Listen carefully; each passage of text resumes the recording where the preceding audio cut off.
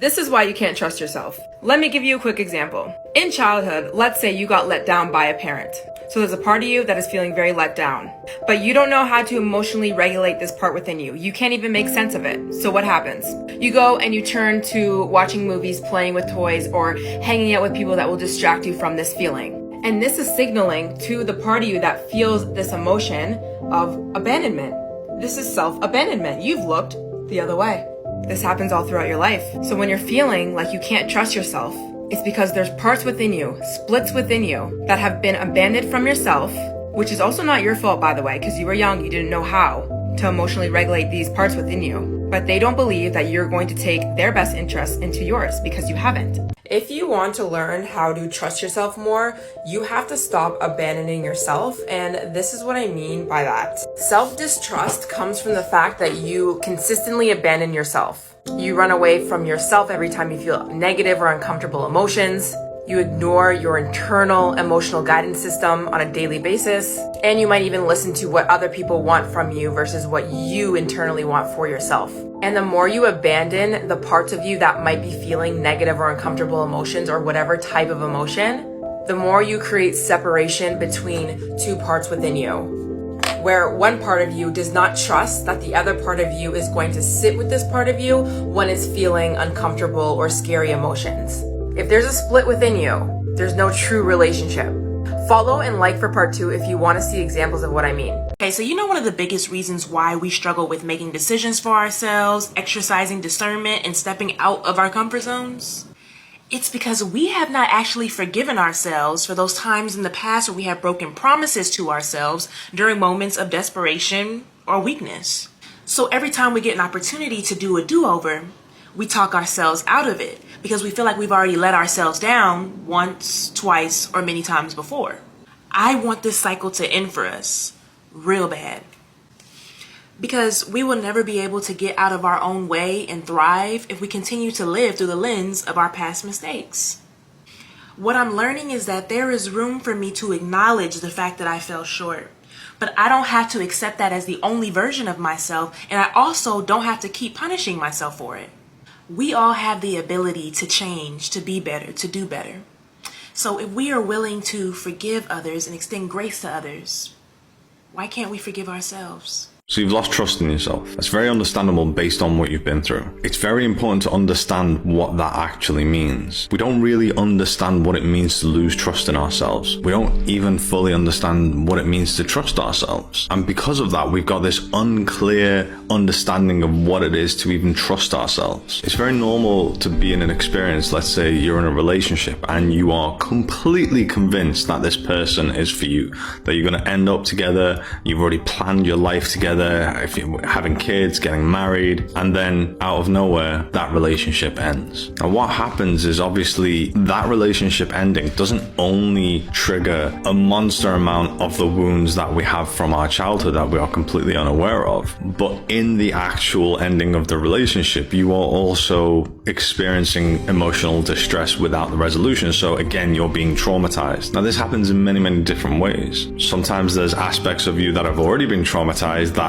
you kind of convinced that no, everything's okay now, and now because of what's happened, they completely don't trust you anymore. We've had many experiences in our lives where no one's been there for us emotionally, but then this one person has been. So then we've gone, okay, now we can start trusting this person. Now we can start being vulnerable to these parts of yourself, and these parts of yourself unwillingly went like, okay, let's see how it goes. And now that it's all ended, these parts of yourself like, nope, see, I told you, absolutely not. That's very, very normal. And now we're realizing that I don't trust myself anymore. These parts of me don't actually have trust in me. But that's because we're basing trust on fact. We're basing trust on, well, it will turn out like this. This is how it's going to go. And if it doesn't, then I can't trust myself. So now these parts of ourselves might not trust going into another relationship. Or if we are in another relationship, these parts of myself still don't trust that relationship, and I can't open myself up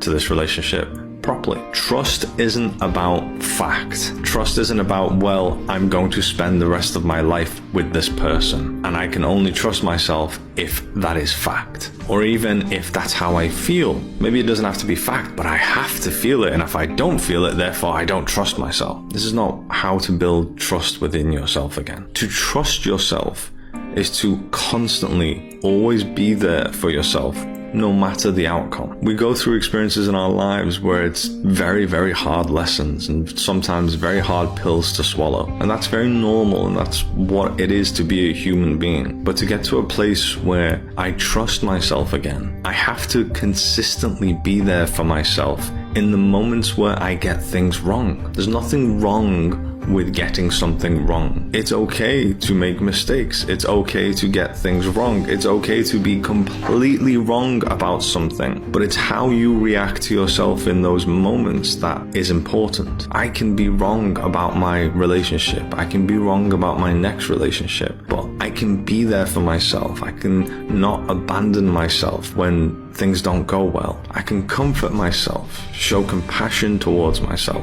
And no matter what happens, I can always back myself up and be there for myself. This is how I'm going to build trust with myself. Trust isn't based on the accuracy of how I believe things should turn out and they turn out. It's based on me being there for myself, no matter how things turn out.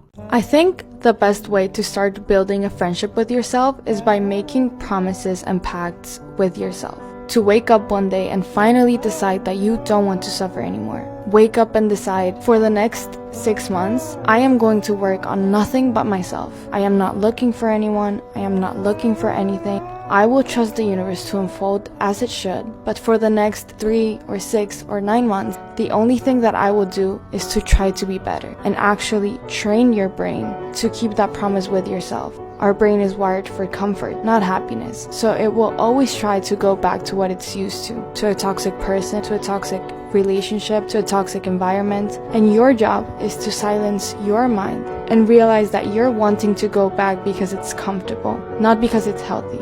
And if you quiet your mind for long enough, eventually things won't hurt anymore. You won't want to go back to what was making you suffer, but start making the decision that you don't want to suffer anymore. If you don't trust yourself to make decisions, if you're always scared of making the wrong decision, one of the best ways that we can build up our self-trust is by first starting to notice how much we already trust ourselves in small everyday ways.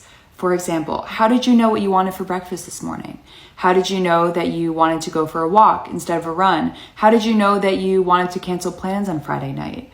Our intuition is always speaking to us. When we can start to notice how much we're already in connection to our intuition without even knowing it, we can begin to trust ourselves. If you're working on building your self-trust, this is going to be the best tip to help you do that. When it comes to self-trust, the easiest way to think about it is as if you are another person. So stay with me. I want you to imagine that you are a friend. If your friend never followed through on plans you made or promises that she made, you probably not have a lot of trust in her. And this is the same with you. If you always say that you're going to do things but then never follow through, hey, I'm going to go work out tomorrow morning and you don't do it. I'm going to start a new business, you don't do it. Eventually, you're going to lose trust in yourself. The great thing about this, building trust back up, is rather simple. Simple, not easy. What you're going to focus on is keeping little promises to yourself. For 7 days, I want you to practice making your bed when you wake up. Doing any small task that is really easy to accomplish. To get this down, you'll move to bigger tasks. All in all, self-trust is really just about keeping promises to yourself. Try it out. Let me know how it goes. Stop asking for everyone's opinion. You do not need help making that small decision. You don't. I am one of the most indecisive people in the world, or I was,